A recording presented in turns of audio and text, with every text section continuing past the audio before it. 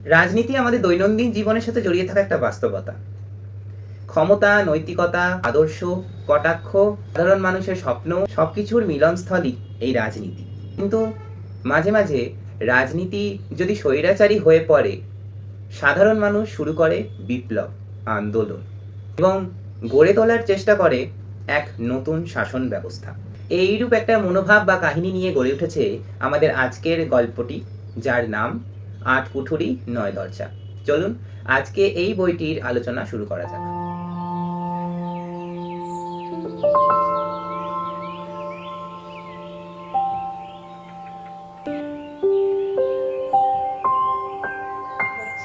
এই বইটি, যার নাম আট কুঠুরি নয় দরজা, লিখেছেন সমরেশ মজুমদার। মূল আলোচনায় যাবার আগে এই বইটা নিয়ে বা এই বইটার নামটা নিয়ে একটুখানি বলে নিই। আট কুঠুরি নয় দরজা বাউল দেহতত্ত্বের একটা গান, যেটা আমাদের শরীরের 8টা কুঠুরি বা অঙ্গ এবং 9টা দ্বার বা নির্গমনের পথকে নির্দেশ করে। 9টি নির্গমন পথ হলো যথাক্রমে আমাদের একজোড়া চোখ, একজোড়া নাসারন্ধ্র, একজোড়া কান, আমাদের মুখ, আমাদের জননাঙ্গ এবং আমাদের পায়ু।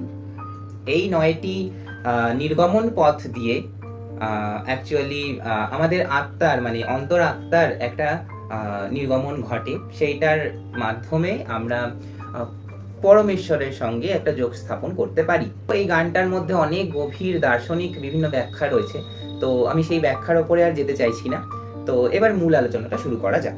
বইটি প্রকাশিত হয়েছে আনন্দ পাবলিশার্স থেকে।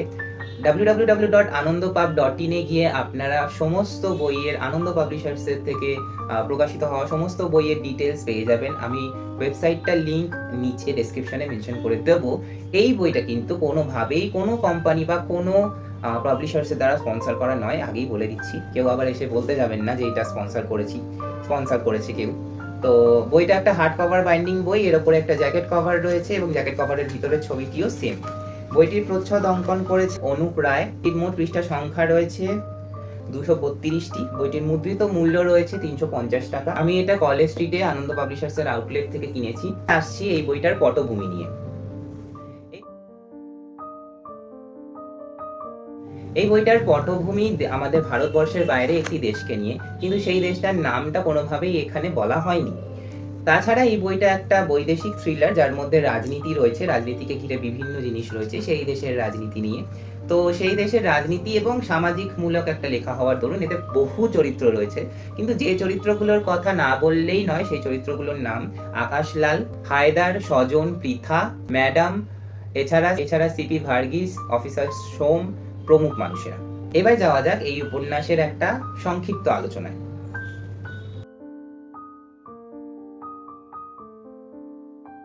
এই উপন্যাসটা যে দেশটিকে নিয়ে, যদিও কোনোভাবেও আমরা এই দেশটির কথা জানতে পারি না এবং সেই দেশটির শাসকরা প্রতিনিয়ত মানুষকে বিভিন্নভাবে বিধ্বস্ত করে রেখেছে। তো সেই দেশটিতে আকাশলাল একজন বিপ্লবী, নিজের বিপ্লবী দলের এবং নিজের বিপ্লবী সংগঠনের মাধ্যমে সেই দেশকে বা সেই দেশের শাসন ব্যবস্থাকে পরিবর্তন করার চেষ্টা করছেন এবং সেখানেই একটা বিশাল আমূল পরিবর্তন আনার জন্য তিনি একটা বড় পদক্ষেপ নিয়েছিলেন। এবং তার পদক্ষেপের পরে আকাশলাল চেয়েছিলেন গা ঢাকা দেবার। কিভাবে? প্লাস্টিক সার্জারির মাধ্যমে। ইন্ডিয়া থেকে বিশিষ্ট এবং যথেষ্ট নামকরা প্লাস্টিক সার্জন স্বজন গিয়ে পৌঁছায় সেই দেশে নিজের স্ত্রী পৃথার সাথে। শুধুমাত্র হানিমুনের জন্য নয়, আকাশলালের প্লাস্টিক সার্জারি ছিল স্বজনের মূল লক্ষ্য। সেই দেশে গিয়ে বিভিন্ন পলিটিক্যাল ঝামেলার সাথে স্বজনও জড়িয়ে পড়ে এবং তার স্ত্রী পৃথাও জড়িয়ে পড়ে। যদিও শেষ পর্যন্ত স্বজন নিজের কাজ করে সেই দেশ থেকে আবার নিজেদের দেশে ফিরে আসতে পারে। আকাশলাল বা তার সংগঠনের বিভিন্ন লোকজন, তারা কি শেষ পর্যন্ত সেই দেশে বিপ্লব আনতে পেরেছে বা শাসন ব্যবস্থাকে, নতুন শাসন ব্যবস্থাকে কি গড়ে তুলতে পেরেছে, সেইটা জানতে গেলে আপনাকে অবশ্যই পড়ে দেখতে হবে এই উপন্যাসটা, যার নাম আট কুঠুরি নয় দরজা। আসছি আমার মন্তব্য নিয়ে এই উপন্যাসটার প্রতি। তো আপাত দৃষ্টিতে দেখতে গেলে এটা একটা রাজনৈতিক উপন্যাস, কিন্তু এই উপন্যাসটা যেভাবে শেষ করেছেন কথক বা উপন্যাসিক, সেই শেষটা আমার খুব একটা মানে ভালো লাগেনি। মানে তালমেল রইল না শেষ পর্যন্ত, এমন একটা হয়ে গেল। তো প্রথম দিকে যথেষ্ট ভালোই এগিয়েছিল উপন্যাসটা, কিন্তু ঘটনাটা না কোথাও কোথাও খুব মানে খেই হারিয়ে ফেলছিলাম, এমন একটা অবস্থা হয়েছিল আমার। তো প্রথম দিকে বেশ ভালো শুরু হয়েছে, ভালোই চলছে ঘটনাটা। আকাশলাল বিপ্লব আনবেন, তার সংগঠন বিভিন্ন কাজ করছে, তার দলের লোকেরা বিভিন্ন জায়গায় ছড়িয়ে রয়েছেন। আকাশলাল খুব ফেমাস সেই দেশে, নিয়ে বেশ ঘটনাটা ভালোই চললো।